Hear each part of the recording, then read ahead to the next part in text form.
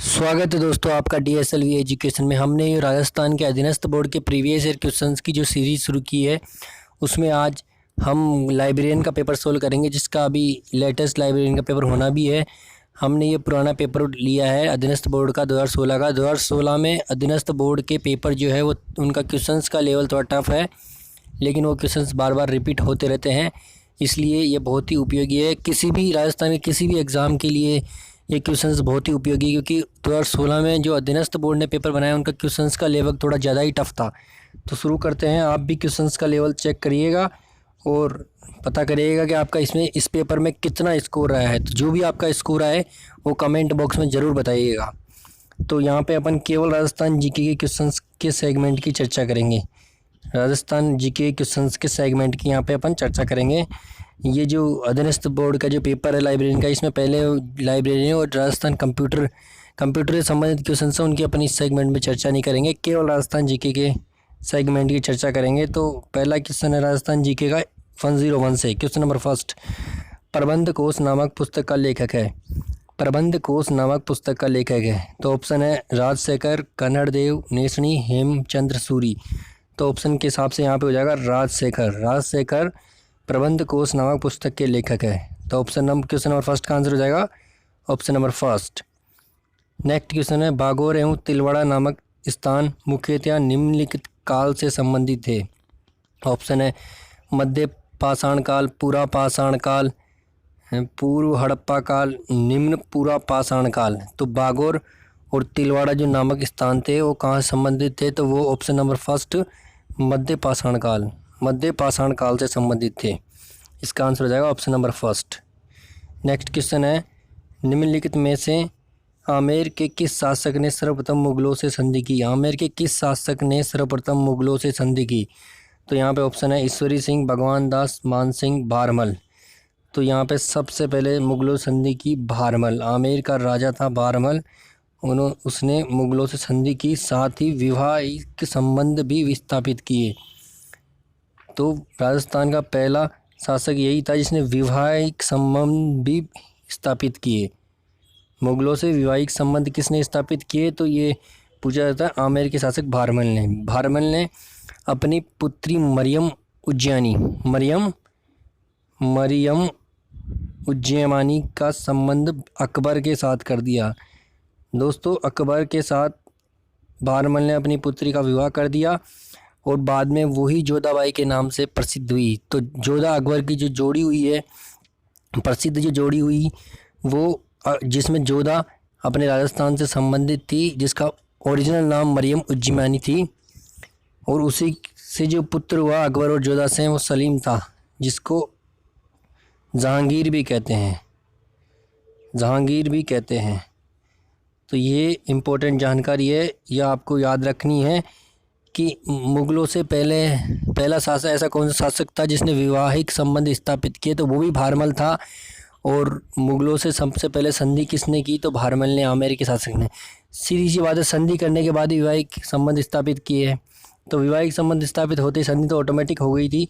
तो यहाँ पे आमेर का शासक था भारमल। तो इस क्वेश्चन का आंसर क्या हो जाएगा? Bharmal, option number 4। क्वेश्चन 3 का ऑप्शन नंबर 4, आमेर का शासक भारमल। नेक्स्ट क्वेश्चन है, मेवाड़ एवं मारवाड़ की संयुक्त सेनाएं मुगलों के द्वारा कहाँ पराजित की गई? दोनों की संयुक्त सेनाएं, मेवाड़ और मारवाड़ की संयुक्त सेनाएं। तो पानीपत, तराई, देवारी, सुमेल।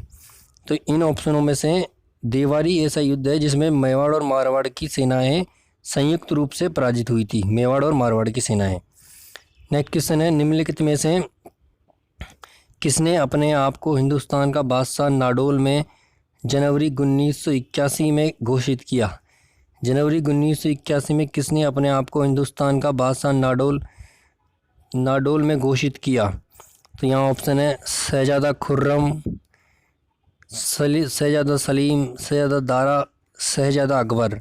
तो इसका आंसर हो जाएगा शहजादा अकबर। शहजादा अकबर ने हिंदुस्तान का बादशाह नाडोल में 1681 में घोषित किया था। तो इसका आंसर हो जाएगा शहजादा अकबर, ऑप्शन नंबर 4 इसका आंसर हो जाएगा। नेक्स्ट क्वेश्चन है, निम्नलिखित में से कौन सा एक सही मेल नहीं है? यहाँ पे नहीं है पूछा है दोस्तों, ये नहीं का बहुत इंपॉर्टेंट रोल है, सही मेल नहीं है। तो पूछा है राणा कुंभा गोहिल वंश से संबंधित है, राव मालदेव राठौड़ से, राणा सांगा गोहिल से, राव चंद्र भाटी से। तो राणा कुंभा गोहिल वंश से सही संबंधित है, बिल्कुल सही है। राव मालदेव राठौड़ वंश से बिल्कुल सही है। राणा सांगा गोहिल वंश मेवाड़ संबंधित है, बिल्कुल सही है। राव चंद्रसेन ये भाटी वंश से संबंधित नहीं है। भाटी वंश का मतलब है बाड़मेर जो जैसलमेर, लेकिन ये मारवाड़ का शासक था दोस्तों, मारवाड़ का।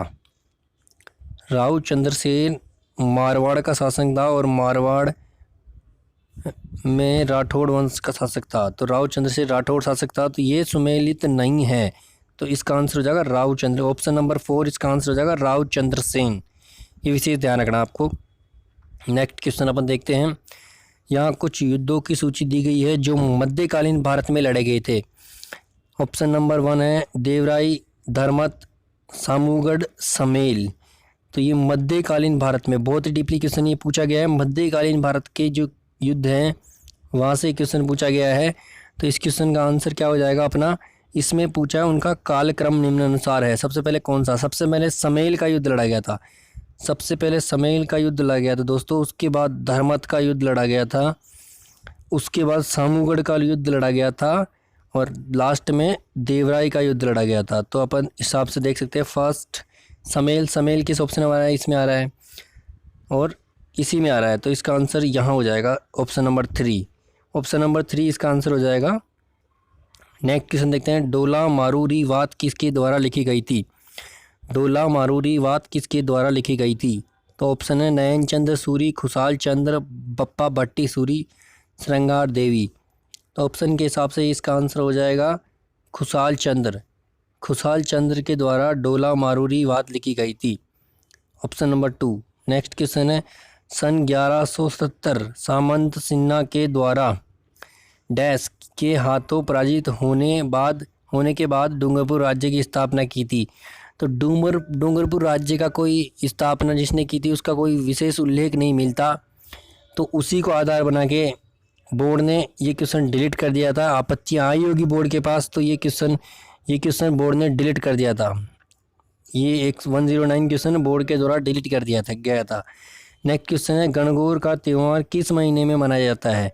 गणगौर का त्यौहार किस महीने में मनाया जाता है। तो ऑप्शन है भाद्रपद, कार्तिक, फागुन, श्रावण। तो जो गणगौर का त्यौहार है दोस्तों वो चैत्र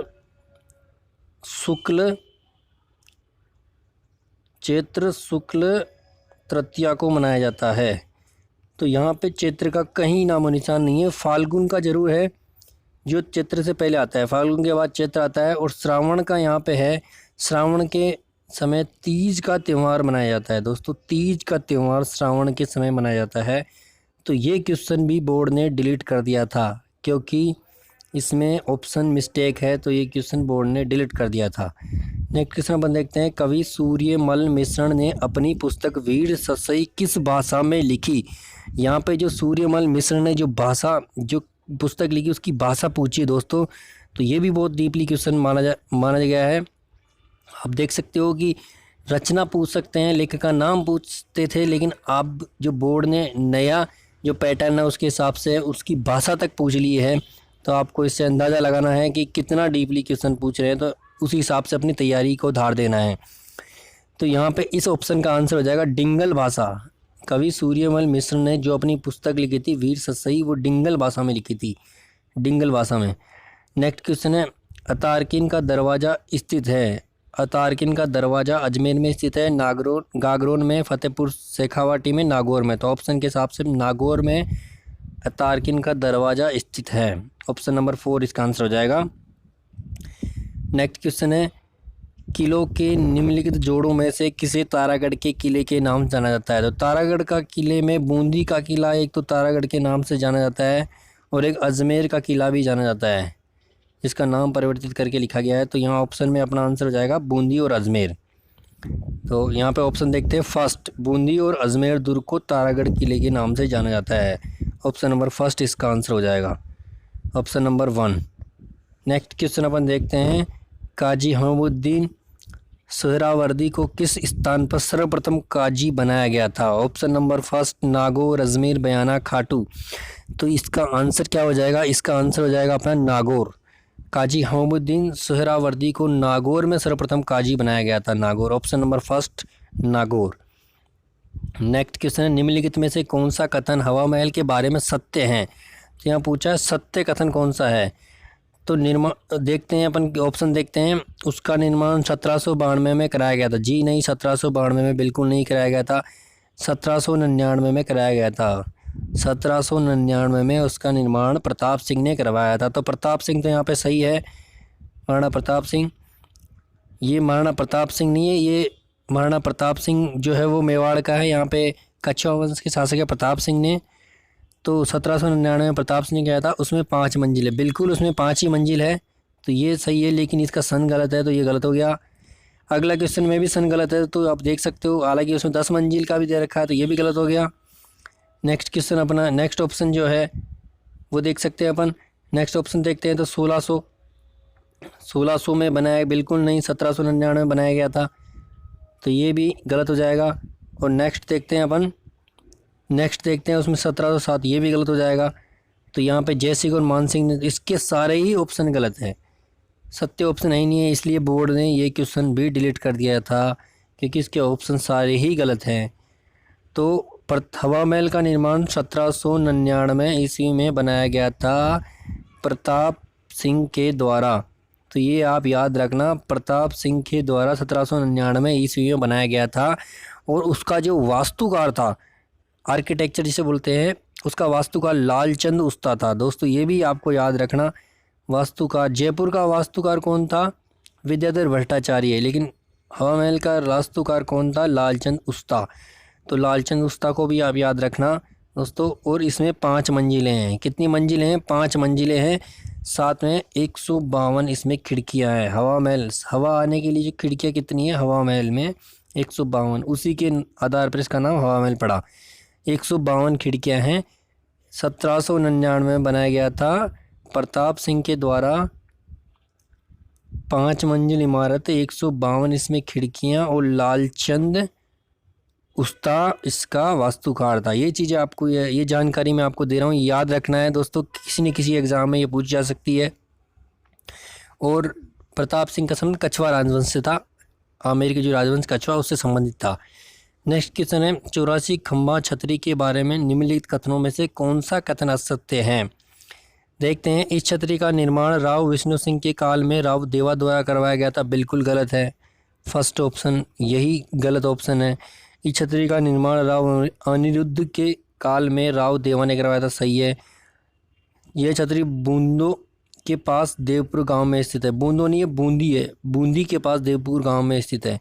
कभी कभी इसका इंग्लिश एडिशन भी अपने को देखना पड़ता है, बूंदी लिखा हुआ है, बूंदी, है ना। सही है। इसका निर्माण 1683 से 1695 में कराया था। बिल्कुल सही है, ये तीनों सही है। ये वाला ऑप्शन गलत है। तो इसने पूछा असत्य है, असत्य पूछा है, तो इसके अनुसार अपना आंसर हो जाएगा फर्स्ट, ऑप्शन नंबर फर्स्ट इसका आंसर हो जाएगा। राव विष्णु के काल में राव देवा ने नहीं, राव अनिरुद्ध के काल में राव देवा ने करवाया था। नेक्स्ट क्वेश्चन अपन देखते हैं। विनायका, हथियागोड़ एवं कोल्वी की प्रसिद्ध बुद्ध गुफाएं किस जिले के अंतर्गत स्थित है? जो प्रसिद्ध हैं, तो ऑप्शन अपने क्या दे रखे हैं?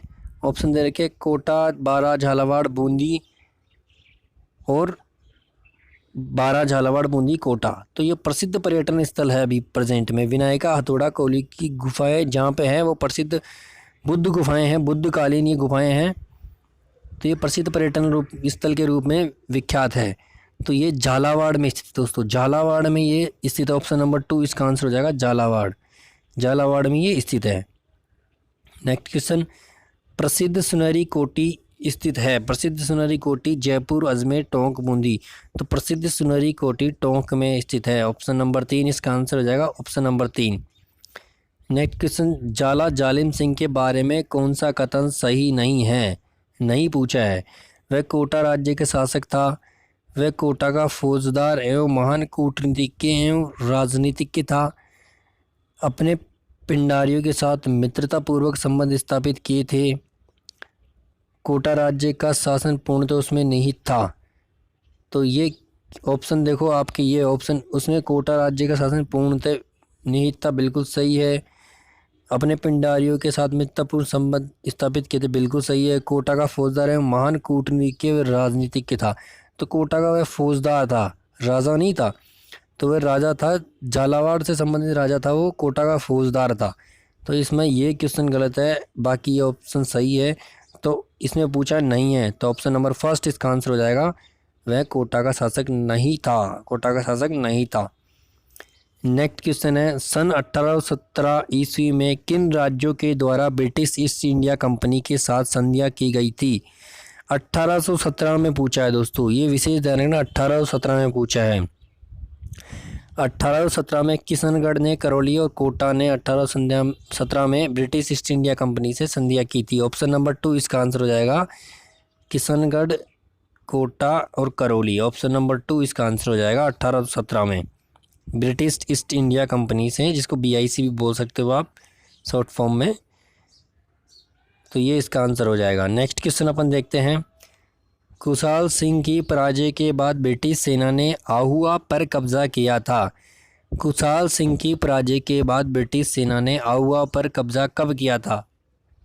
ऑप्शन है 24 जनवरी 1858, 26 फरवरी 1858, 24 जनवरी 1859, 20 जनवरी 1858। तो इसका आंसर हो जाएगा ऑप्शन नंबर 1, 24 जनवरी 1858। 24 जनवरी 1858 को खुशहाल सिंह की पराजय के बाद ब्रिटिश सेना ने आहुआ पर कब्जा किया था।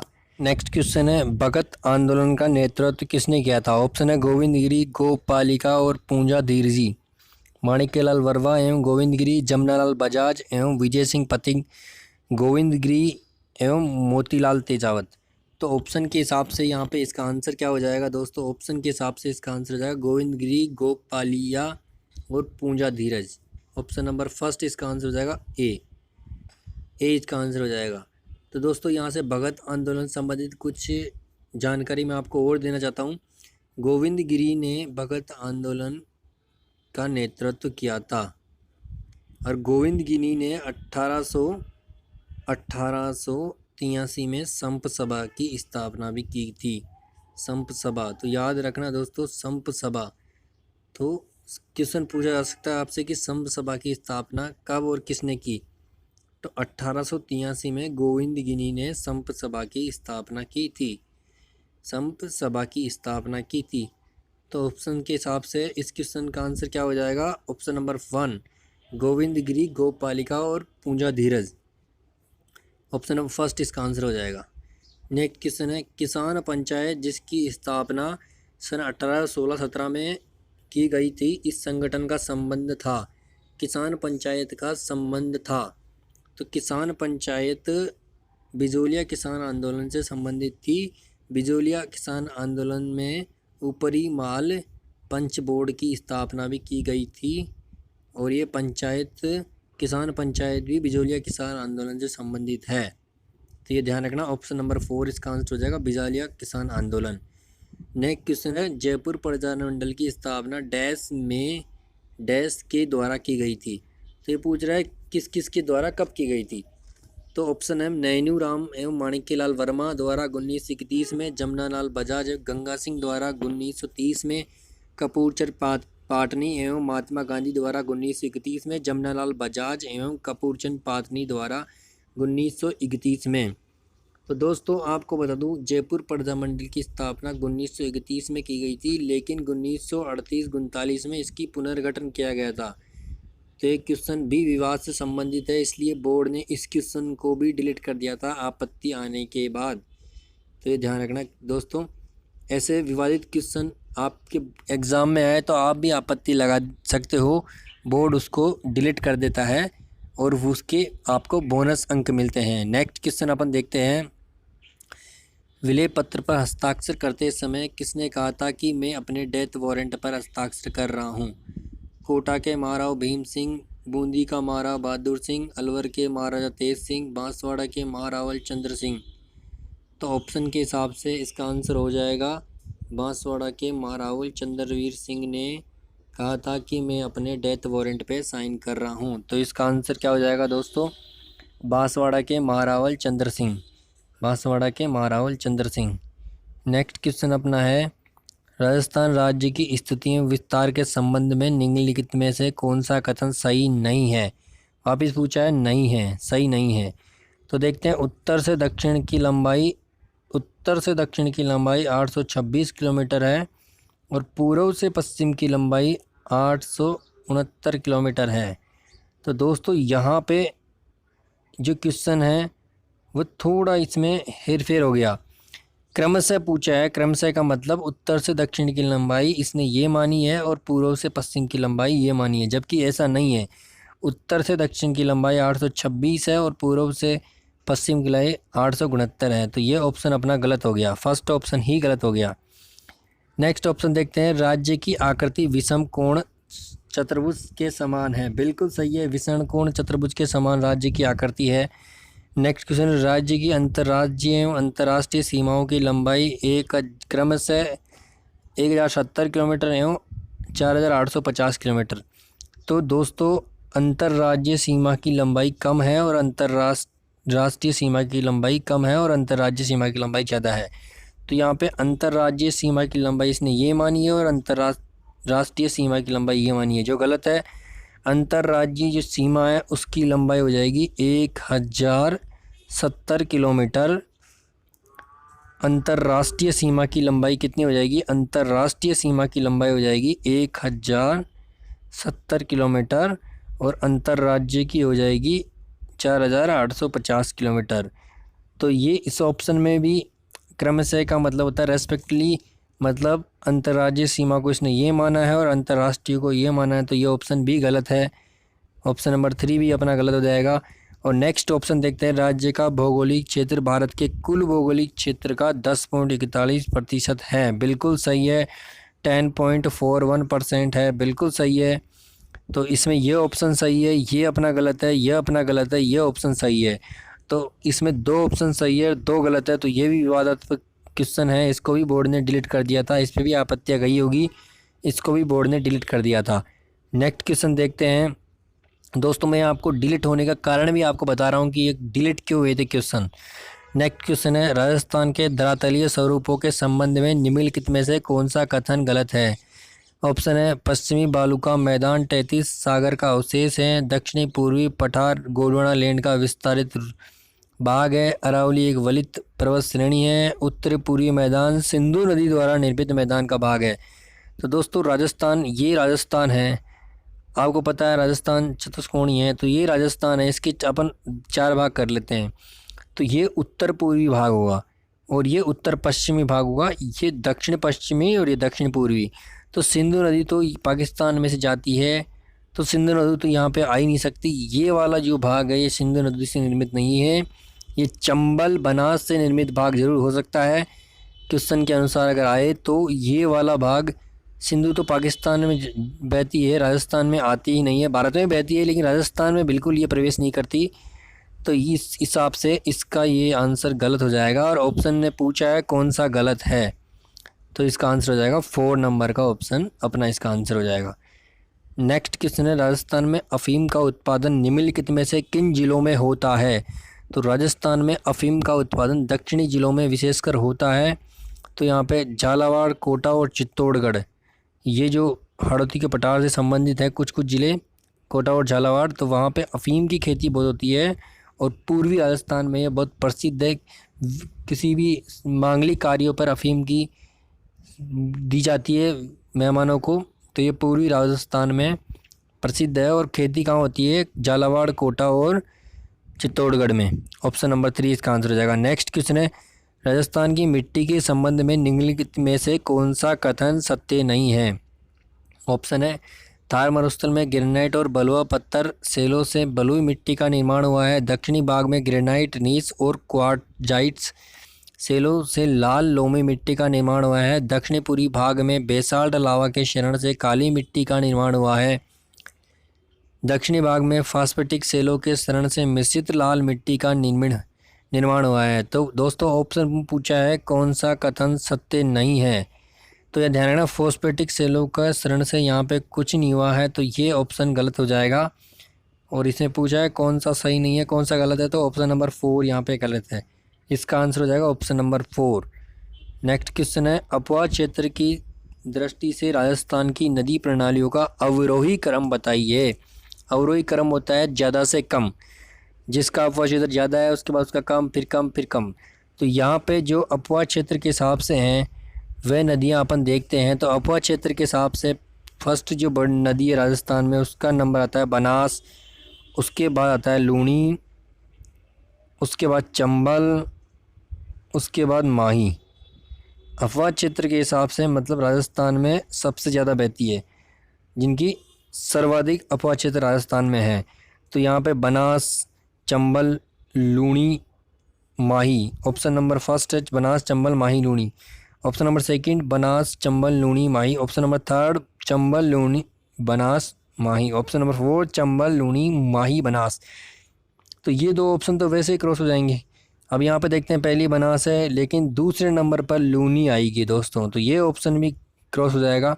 फर्स्ट बनास है दूसरे पर लूनी ही आएगी, तो ये ऑप्शन भी अपना गलत है।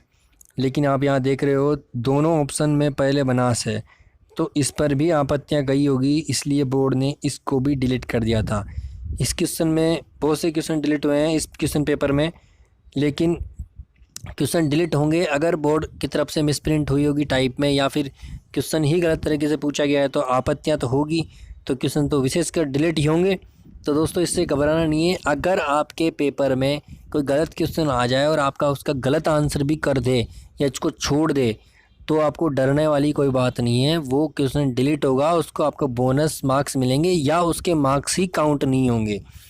तो इससे आपको घबराना नहीं है। देखो इस पेपर में टफ पेपर है, क्वेश्चन का लेवल बहुत डीप है, लेकिन गलत क्वेश्चन कितने पूछे गए हैं।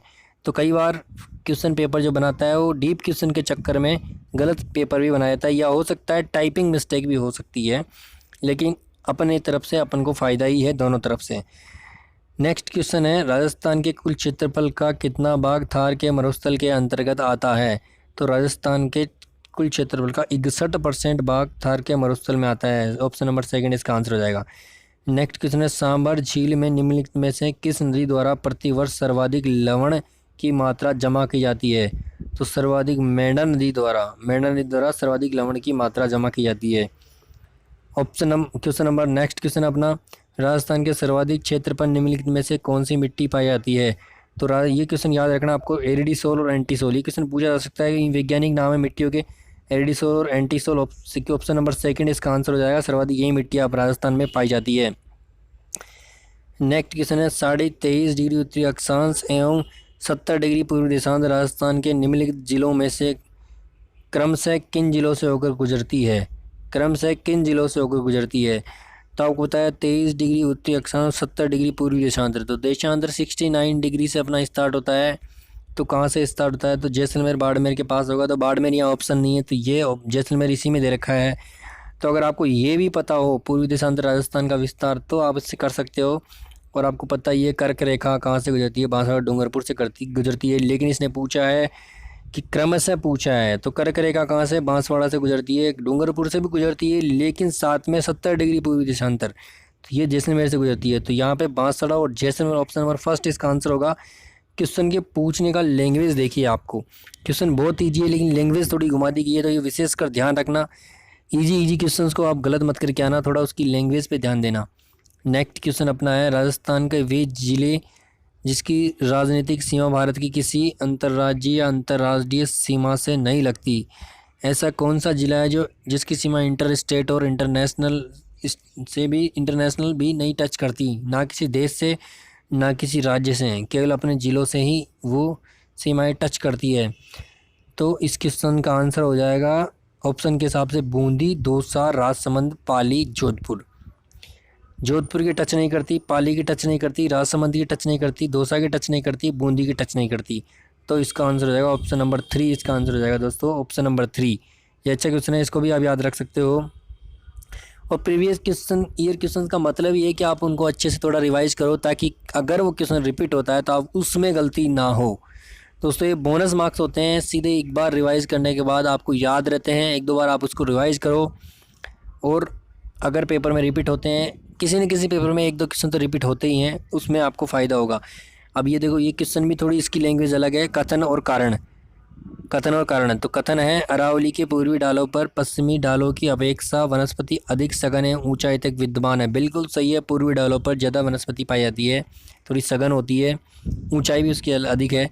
कारण है, अरावली के पूर्वी ढालों पर अधिक मानसूनी वर्षा प्राप्त करते हैं तथा पश्चिमी ढालों की अपेक्षा तीक्ष्ण ढाल युक्त उच्चतर है। बिल्कुल सही है, पूर्वी ढालों पर अधिक वर्षा होती है।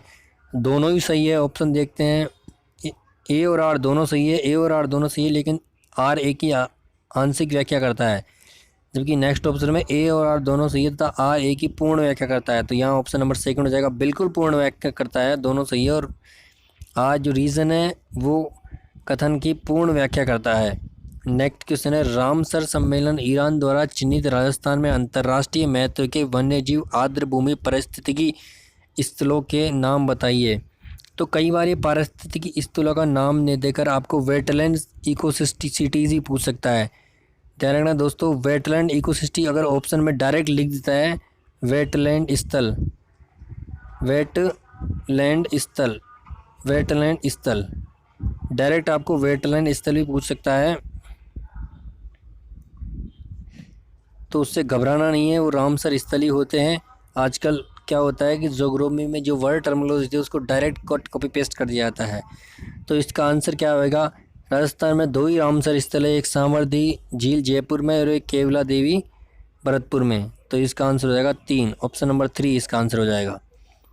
क्षेत्रफल की दृष्टि से राजस्थान का सबसे बड़ा कृषि जलवायु खंड कौन सा है। क्षेत्रफल की दृष्टि से राजस्थान का सबसे बड़ा जलवायु खंड है पश्चिमी मैदानी खंड। तो ऑप्शन में वैसे ही पश्चिमी रेतीला मैदान ही है, तो शुष्क पश्चिमी मैदानी खंड, ऑप्शन नंबर 2 इसका आंसर हो जाएगा, ऑप्शन नंबर 2। लैंग्वेज यहाँ पे थोड़ी घुमाई हुई है, बाकी क्वेश्चन यहाँ पे इजी। यहाँ पे देखो शुष्क रेतीला मैदान होता है, तो पश्चिमी मैदान से आपको आइडिया लग जाएगा। नेक्स्ट क्वेश्चन है, राजस्थान की जलवायु दशाओं के संबंध में निम्नलिखित में से कौन सा कथन असत्य है। तो यहाँ पे सत्य कथन पूछा है, तो ऑप्शन देखते हैं अपन। यहाँ पे राजस्थान की जलवायु दशाएं तापमान और वर्षा की चरम सीमाओं से युक्त है। राजस्थान की जलवायु उष्ण शुष्क प्रकार की है। राजस्थान में वर्षा की मात्रा दक्षिण पूर्व से उत्तर पूर्व की ओर बढ़ती है। राज्य की जलवायु उष्ण आर्द्र प्रकार की है। तो देखते हैं, ये बिल्कुल गलत है, उष्ण आर्द्र प्रकार की नहीं है। दक्षिण पूर्व से उत्तर पूर्व पश्चिम की ओर नहीं बढ़ती है। ये उष्ण शुष्क जलवायु भी नहीं है। तो यहाँ पे यही कथन, ऑप्शन नंबर फर्स्ट इसका आंसर सही आंसर होगा, ऑप्शन नंबर फर्स्ट इसका आंसर होगा। निम्नलिखित में, नेक्स्ट क्वेश्चन, निम्नलिखित में से कौन सा युग्म सही सुमेलित नहीं है। अब यहाँ पे सुमेलित नहीं है मतलब मैच नहीं कर रहा है, ये नहीं बहुत पूछता है और उसमें अपन फंस जाते हैं। इंदिरा लिफ्ट परियोजना सवाई माधोपुर, जाखम परियोजना प्रतापगढ़, भीम सागर परियोजना बारा, सावन भादो परियोजना कोटा। तो दोस्तों, इंदिरा लिफ्ट परियोजना सवाई माधोपुर में इंदिरा गांधी के नाम से है। जाखम परियोजना प्रतापगढ़ में बिल्कुल जहाँ जाखम बांधी बनाया गया है। भीम सागर परियोजना बारा में नहीं है, सावन भादो कोटा में। भीम सागर जो परियोजना है उसका संबंध झालावाड़ से है, झालावाड़ से है संबंध। तो इस क्वेश्चन का आंसर हो जाएगा ऑप्शन नंबर 3, ऑप्शन नंबर 3 इस क्वेश्चन का आंसर हो जाएगा। भीम सागर परियोजना का संबंध बारा से नहीं है, यही सुमेलित नहीं है। नेक्स्ट क्वेश्चन देखते हैं, राजस्थान में शुष्क सागवान के वृक्षारोपण हेतु सर्वाधिक उपयुक्त जिले हैं। शुष्क सागवान के वृक्षारोपण हेतु सर्वाधिक उपयुक्त जिले कौन से हैं। तो वागड़ क्षेत्र और निचला जो क्षेत्र है, नीचे का क्षेत्र, वही उपयुक्त जिले हैं शुष्क सागवान से संबंधित। तो Dungarpur, Banswara, Udaipur, option number second इसका आंसर हो जाएगा, option number second. Next question है, राजस्थान में निम्नलिखित में से किस प्रकार की वनस्पति नहीं पाई जाती। उष्ण कटिबंधीय सदाहरित, उष्ण कटिबंधीय कंटीली, उपोष्ण कटिबंधीय सदाहरित, शुष्क एवं अर्धशुष्क पर्णपाती। दोस्तों, पर्णपाती पाई जाती है, कंटीली पश्चिमी राजस्थान पाई जाती है, सदाहरित। तो यहाँ पूछ रहा उष्ण कटिबंधीय सदाहरित अपने राजस्थान में नहीं पाई जाती, और उपोष्ण कटिबंधीय सदाहरित ये बिल्कुल पाई जाती है। तो यहाँ पे पूछ रहा है कौन सी नहीं पाई जाती, तो ऑप्शन नंबर फर्स्ट इसका आंसर हो जाएगा, उष्ण कटिबंधीय सदाहरित वनस्पति राजस्थान में नहीं पाई जाती। नेक्स्ट क्वेश्चन देखते हैं, राजस्थान में लिग्नाइट कोयला उत्पादन के प्रमुख क्षेत्र स्थित हैं। लिग्नाइट कोयला उत्पादन के प्रमुख क्षेत्र स्थित है। ऑप्शन है पलाना, मेड़ता, सोनू, बरसिंगसर, आगूचा और मेड़ता, बरसिंगसर, कपूरड़ी और मेड़ता, पलाना, कपूरड़ी और सोनू।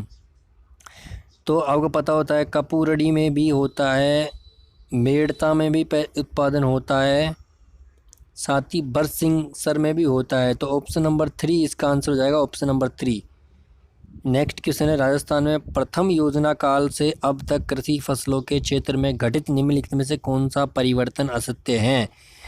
तो प्रथम योजना काल पूछ रहा है, उससे अब तक पूछ रहा है, तो उस टाइम 2016 के टाइम तक पूछ रहा है।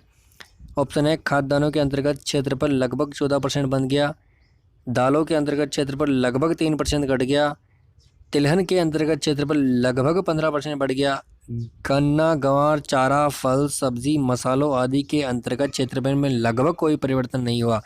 तो पूछ रहा है कौन सा असत्य है। तो यहाँ पे खाद्यान्नों के अंतर्गत 14% नहीं बढ़ा, ये बिल्कुल गलत है। और इसने पूछा है कौन सा गलत है, तो यही ऑप्शन अपना आंसर हो जाएगा, ऑप्शन नंबर फर्स्ट इसका आंसर हो जाएगा, option number first. Next question देखते हैं, वर्ष 2007 की पशु गणना के अनुसार राजस्थान में पशुओं की संख्या थी। तो 2007 की पशु गणना के अनुसार राजस्थान में पशुओं की संख्या 566 लाख थी, 566 लाख थी। नेक्स्ट क्वेश्चन है, वर्तमान में राजस्थान में जल की कौन सी समस्या विकराल रूप धारण करती जा रही है। ऑप्शन है, अंध और दूसर क्षेत्र की बढ़ती संख्या, जल का बढ़ता अभाव, जल की बढ़ती लवणता, जल का बढ़ता प्रदूषण। तो ऑप्शन के हिसाब से यहाँ पे हो जाएगा डार्क एंड ग्रे क्षेत्र की बढ़ती संख्या। डार्क क्षेत्र जहाँ पानी सूख जाता है तो उसे डार्क क्षेत्र कहते हैं। तो ये डार्क और ग्रे मतलब दूसर क्षेत्र की बढ़ती संख्या के कारण ही विकराल रूप धारण कर रहा है। ऑप्शन नंबर फर्स्ट इसका आंसर हो जाएगा। नेक्स्ट क्वेश्चन देखते हैं, ये मैच करने वाले क्वेश्चन आ गए हैं। सूची फर्स्ट को सूची सेकंड से सुमेलित कीजिए। एक तरफ लिफ्ट नहर है, एक तरफ लाभान्वित जिले हैं। तो दोस्तों इंदिरा गांधी लिफ्ट नहर परियोजना से संबंधित है। तो यहाँ पे देखते हैं कौन सा कहाँ मैच कर रहा है। तो यहाँ पे जय नारायण व्यास का संबंध कहाँ से है। जय नारायण व्यास का संबंध है जैसलमेर और जोधपुर से। तो इसका हो जाएगा सी। चौधरी कुंभाराम का संबंध है। तो यहाँ पे चौधरी कुंभाराम का संबंध ऑप्शन के हिसाब से अपन चेक करते हैं तो डी हनुमानगढ़ और चूरू से संबंधित है। हनुमानगढ़ और चूरू से संबंधित है, चौधरी कुंभाराम का संबंध है। नेक्स्ट पढ़ते हैं, पन्नालाल बारूपाल का संबंध है। पन्नालाल बारूपाल का संबंध है बीकानेर नागौर से। तो यहाँ पे पन्नालाल बारूलाल का संबंध है बीकानेर नागौर मतलब ए से। डॉक्टर करणी सिंह का संबंध है। डॉक्टर करणी सिंह का लास्ट में क्या बचा, जोधपुर और बीकानेर। तो ऐसा कौन सा मैच कर रहा है इस कूट में, इसमें अपना आना चाहिए सी, डी, ए और बी। तो ऑप्शन के हिसाब से ऑप्शन नंबर 3 यहाँ मैच कर रहा है। ऑप्शन नंबर 3 में ही अपने आंसर आ रहा है सी, डी, ए, बी। तो इसका आंसर आएगा ऑप्शन नंबर 3। नेक्स्ट क्वेश्चन है, राजस्थान का वह राष्ट्रीय राजमार्ग जो स्वर्णिम चतुर्भुज परियोजना और पूर्व पश्चिम कॉरिडोर दोनों का हिस्सा है। स्वर्णिम चतुर्भुज परियोजना और पूर्व पश्चिम कॉरिडोर दोनों का हिस्सा है, वह राजमार्ग कौन सा है। तो राजमार्ग national highway number 76, national highway number 76 दोनों का हिस्सा है। तो यहाँ पे ऑप्शन के अनुसार सेकंड ऑप्शन इसका आंसर हो जाएगा, ऑप्शन नंबर सेकंड इसका आंसर हो जाएगा। नेक्स्ट क्वेश्चन है, राजस्थान में 13 नदी बेसिनों में कुल सतही जल की संभावना व्यक्त की गई है, संभाव्यता व्यक्त की गई है। तो इसका आंसर हो जाएगा 15.86 मिलियन एकड़ फुट, 15.86 मिलियन एकड़ फुट। ऑप्शन नंबर 3 इसका आंसर हो जाएगा। नेक्स्ट क्वेश्चन है, ये भी कूट से संबंधित है। सूची फर्स्ट को सूची सेकंड से मैच करना है। एक तरफ खनिज है, एक तरफ उससे संबंधित क्षेत्र है। तो यहाँ पे देखना है सीसा जस्ता का संबंध है किससे है। सीसा जस्ता कहाँ उत्पादन होता है। तो सीसा जस्ता रामपुरा आगूचा में होता है, बिल्कुल सही है। तांबा चंदमारी में उत्पादित होता है। बेरिलियम बांदर सिंदरी में होता है और लोहा अयस्क होता है मोरिला आगूचा में, मोरिला बोनिला में ये होता है। तो यहाँ पे ऑप्शन मैच करते हैं अपन। सीसा जस्ता होता है रामपुरा अंगुचा में, तो यहाँ पे लिख देंगे ए, पहले में ए। तांबा का उत्पन्न होता है चांदमारी में सी। बेरिलियम का होता है बांदर सिंदरी में बी। और लोहा अयस्क मोरिजा में होता है तो डी। तो यहाँ देखना है ACBD, अपन को ऑप्शन में चेक करना है ACBD किस ऑप्शन में मैच हो रहे हैं। तो ऑप्शन नंबर फर्स्ट में ये मैच हो रहे हैं ACBD। ऐसे आपको मैच करके स्कूट में ये भी अपन पता कर सकते हैं कि कौन सा ऑप्शन कहाँ मैच कर रहा है। तो दोस्तों इस वीडियो में 150 क्वेश्चन ही थे राजस्थान जीके के, जिसमें से 50 क्वेश्चन ही राजस्थान जीके के थे। पूरे सेट में 150 क्वेश्चन आए थे। वीडियो देखने के लिए बहुत बहुत धन्यवाद दोस्तों। चैनल को सब्सक्राइब कर सकते हो आप, और साथ में बेल आइकन प्रेस कर सकते हो, जिससे आपको हमारे द्वारा जो बनाया गया वीडियो उसका नोटिफिकेशन जल्दी मिल जाएगा। और दोस्तों अपने दोस्तों के साथ ज़रूर शेयर किए, आपके एक शेयर से हमें बहुत ही प्रेरणा मिलती है और ऐसे लगातार वीडियो बनाने की प्रेरणा मिलती है। तो दोस्तों अपने दोस्तों के साथ शेयर कीजिए, आपके जो टेलीग्राम फेसबुक के जो ग्रुप है, व्हाट्सएप जो ग्रुप है उसमें शेयर कीजिए और हमारा हौसला बढ़ाइए। और चैनल को सब्सक्राइब करके बेल आइकन ज़रूर दबा देना। साथ में ये जो लाइक का बटन है ब्लैक, उसको दबा के ग्रीन कर देना। वीडियो देखने के लिए बहुत बहुत धन्यवाद।